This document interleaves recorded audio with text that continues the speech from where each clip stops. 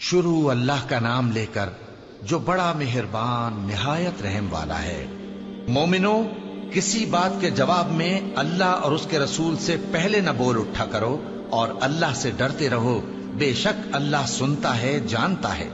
اے اہل ایمان، اپنی آوازیں پیغمبر صلی اللہ علیہ وآلہ وسلم کی آواز سے اونچی نہ کرو، اور جس طرح آپس میں ایک دوسرے سے زور سے بولتے ہو اسی طرح ان کے روبرو زور سے نہ بولا کرو، ایسا نہ ہو کہ تمہارے اعمال ضائع ہو جائیں اور تم کو خبر بھی نہ ہو۔ جو لوگ اللہ کے پیغمبر صلی اللہ علیہ وآلہ وسلم کے سامنے دبی آواز سے بولتے ہیں، اللہ نے ان کے دل کو تقوی کے لیے جانچ لیا ہے، ان کے لیے بخشش اور اجر عظیم ہے۔ اے نبی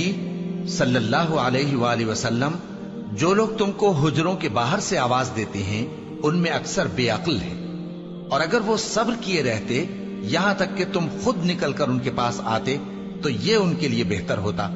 اور اللہ تو بخشنے والا ہے، مہربان ہے۔ مومنو، اگر کوئی گناہگار تمہارے پاس کوئی خبر لے کر آئے تو خوب تحقیق کر لیا کرو، ایسا نہ ہو کہ کسی قوم کو نادانی سے نقصان پہنچا دو پھر تم کو اپنے کیے پر نادم ہونا پڑے۔ اور جان رکھو کہ تم میں اللہ کے پیغمبر صلی اللہ علیہ وآلہ وسلم ہے،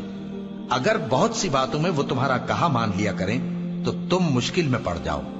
لیکن اللہ نے تمہارے لیے ایمان کو عزیز بنا دیا اور اس کو تمہارے دلوں میں سجا دیا، اور کفر اور گناہ اور نافرمانی سے تم کو بیزار کر دیا۔ یہی لوگ راہ ہدایت پر ہیں، یعنی اللہ کے فضل اور احسان سے، اور اللہ جاننے والا ہے، حکمت والا ہے۔ اور اگر مومنوں میں سے کوئی دو فریق آپس میں لڑ پڑیں تو ان میں صلح کرا دو،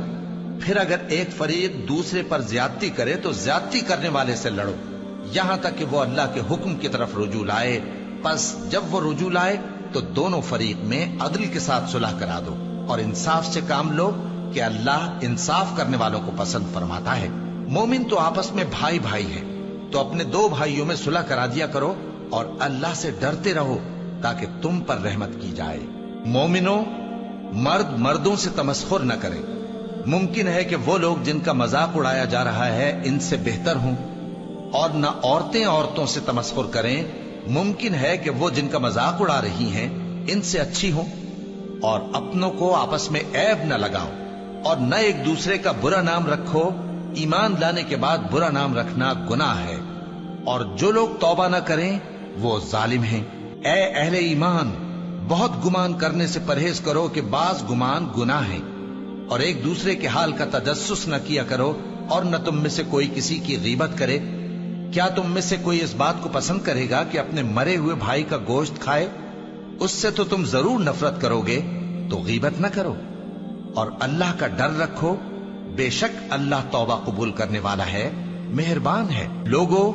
ہم نے تم کو ایک مرد اور ایک عورت سے پیدا کیا اور تمہاری قومیں اور قبیلے بنائے تاکہ ایک دوسرے کو شناخت کرو، بے شک اللہ کے نزدیک تم میں زیادہ عزت والا وہ ہے جو زیادہ پرہیزگار ہے۔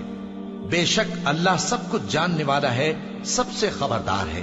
دیہاتی کہتے ہیں کہ ہم ایمان لے آئے، کہہ دو کہ تم ایمان نہیں لائے، بلکہ یوں کہو کہ ہم اسلام لائے ہیں، اور ایمان تو ابھی تمہارے دلوں میں داخل ہی نہیں ہوا۔ اور اگر تم اللہ اور اس کے رسول کی فرما برداری کرو گے تو اللہ تمہارے اعمال میں سے کچھ کمی نہیں کرے گا، بے شک اللہ بخشنے والا ہے،